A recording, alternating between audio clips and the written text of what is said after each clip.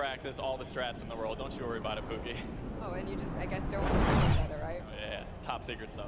Goodness, all right. I might be able to get a little bit out of you later. But in terms of, taking your cues from the previous program that you just played in the summer, what are you going to do the same, differently? Anything you're going to want to tell me about? I think I'm more prepared now for the chaos and the hecticness between like the crowd, the subwoofers in the stage, and just the overall volume. It's not like sitting on my couch at home playing Fortnite. It's a completely different experience. It's definitely different. I mean, if you want to put your feet up at one point, get some videos or something, it'll be great. I'm trying to get into a more serious mode right now. I'm flipping the switch. Fear's got the switch too. We're switching it. Goodness, you guys heard it here first. These guys are locked in, so I'm gonna let them get a little bit more practice. Golden Boy and Monster, back to you.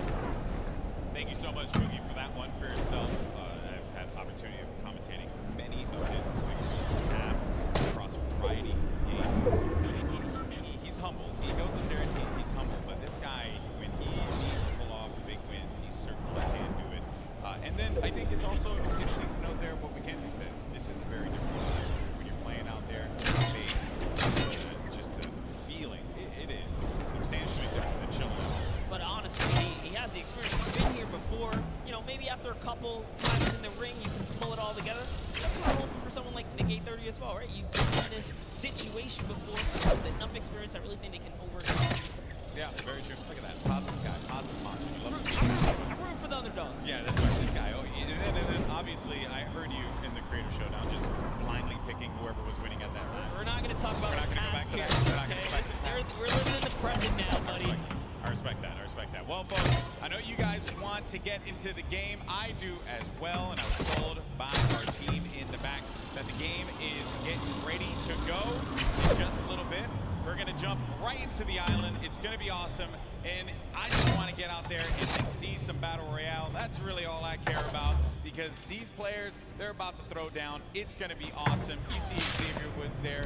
He does not have any pancakes, but what he does have is that SmackDown Tag Team Championship right by his side. He's got to let everyone know that he's a champion, raising it on high, and I picked it up. It is actually a very, very heavy belt. Had the opportunity right here. I totally should have lifted it. You totally should have. And then he also has his fake cruiserweight title belt, so low on that one. All right, folks, here we go. It's time to jump into the game. The moment you've been waiting for. The countdown is about to begin. Here we go. It is now time for the third Fortnite Pro-Am. The players are loaded into the island. The battle bus is ready to go. It starts right now. Here we go. I love that. Looks awesome. Battle bus. So great right there.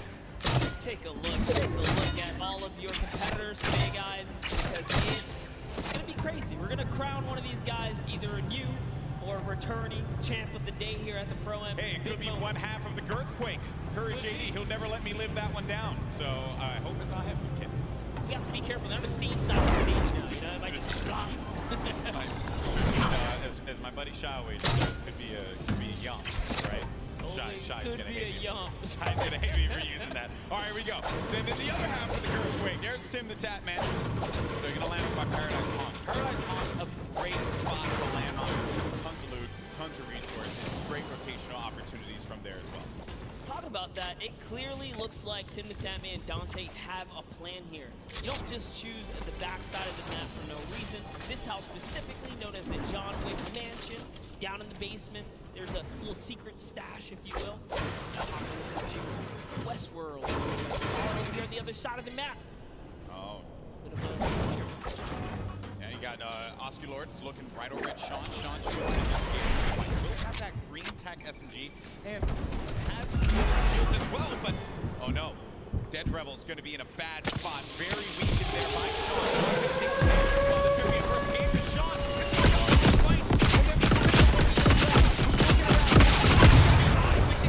One of the first eliminations. I think that might be the first elim that goes through. The first was Sinu, who actually got Fear itself. I wanted to touch on it, unfortunately, but that was the first Fear itself went out? Yes. Oh man, we really should have interviewed him. Hey, but But it's not over, right? You can always get the reboot card. He can come back here. But for now, Lost King Nyx is in a pickle. This is rough. Rough for Nick to be in here.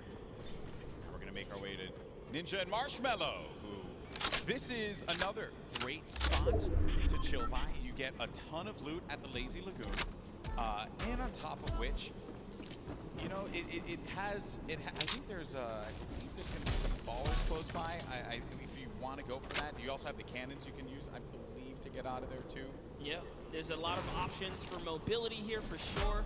But, you know, what I like that's going on here, at least with Ninja and Marshmallow, Ninja straight up adopting, you know, his scrim and or competitive strategy, right? The Lazy Lagoon, that is his most known spot. For him to land here, they mean serious business. Yeah, and he lands here relatively uncontested. There's going to be a duo over to the north, let's say northwest, and also play up a little bit north there. Make our way now down forward towards the landing. We're going to have Sino here along with King. We're gonna be seeing a lot of Sino and O-King. Let me tell you guys right now, do not sleep on this duo right here. They are so good. Had the pleasure of casting and seeing them at the South Korean event that we, you know, flew out to and covered over there. They are dangerous. Well, you're hyping them up here, but unfortunately, they're going to be taking some damage from the Stinks, having to push out of that fight. So when you throw down that Stink grenade, it goes right through the damage. It does not hit the shields. It hits the green health bar. Not what you want to see happen here. Player, though, is going to be tucked away in the corner. And King and Sino, they're two top players, so they know how to work together here, try and hit their opponents into a bad spot. Here, a few shots as well. More eliminations starting to go through. Nick 830 gets one onto Claire Grant. Aiden as well picks one up. He's out of it. And then King and Sino just gonna get, or King's just gonna get out of there. Wanted that pressure, but you know what? Figured the team that's working together is definitely a dangerous one. And we touched base with Yoshi a little bit earlier today. Looks like his partner Freddy is down here. He's off. He's on a quad. Can he get away? No, he hasn't. Get away! Oh no! Yeah, White's here. Marksman. Oh, and he just tagged up. He tagged up the quad a few times. Did manage to hit him. If he would have picked up that infantry, he could have had that pinpoint accuracy with that weapon. Provide a little bit more for him there, but oh, there goes the infantry rifles I mentioned before. He just such a precise weapon to take advantage of. JT Brown, they're looking around. Gonna have Jeremy Ray Taylor up above in that box there, Monster, and they're gonna be split up a little bit because they want to clean up this player around, see if they can get any of the resources. And they did convert it right there, and a little nifty trick Marksman used there, pulling out his pickaxe to reset his reticule so that his crosshair kind of tightens up just to make sure he can be as accurate as possible. So many nifty tricks, and this is why this is the pro AM, right? You have the pros, and then you have your celebrity counterparts helping him out, and Marksman is showing that he knows what he's doing. Yeah. Looks like he's confidently ready to push as well. Might. Exactly, and then we saw Ninja and Marshmallow there on the corner of your screen for a moment, continuing to loot up. Players pushing around the side here. This is going to be coming from the west. JT Brown, looking to get vision. He has that snipe out. Maybe get a connection perhaps, but it's going to be Marksman looking for the opportunity to take advantage of that heavy AR. I love this. JT Brown ready to back him up. He's got extra shields and everything. He's got that legendary sniper. He knows exactly where this player is at. Just looking for a small peek right here. He might take his face off. We will see. He's playing with a lot of confidence too. You can tell in the movements. JT Brown has played in multiple, I think he's played in every single Pro-Am that we've had. So no stranger here to this big stage. And then they're not really going to go for that fight. There wasn't really much of a reason for them to try and push in for that fight, Monster. That player did have that natural high ground. If JT Brown would have gotten the connection with the snipe, that would have been great. But you got to think about this, the storm, as it pushes on in. Now these players, you're going to take a little bit of damage here, but you have a lot of bodies scattered around. Junk Junction, Polar Peak, Happy Hamlet, even Lucky Landing. There's a lot of players that are going to be on the outside, but this circle is going to be pushing in, centered more toward Dusty Divot. So you're going to have that big circle around here. You're ticking for 1 damage per second as well. You got to start to make moves quickly. Yeah, Yeah, Slogo Man does not want to play around here. He does not have anything to heal with in this moment. He has a glider redeploy. I mean, he can use it to get away, but with that one person trailing behind him, knows that Bye también. You did better. I didn't even try to. Hey, it's a little bit of Spanish right there, but hopping over to Ewok and Jordan Fisher. You got the accent. You got the capability. I respect it. I can pull it. I know you can. All right. So Ewok and Jordan Fisher. This duo at the summer block party. Ewok hunted Jordan Fisher down. Enemies have become friends here. And with the baller and the shadow bombs, they're going to rotate on out, get to the safe zone. A few players are going to be around here as well. And Ewok just tagged him.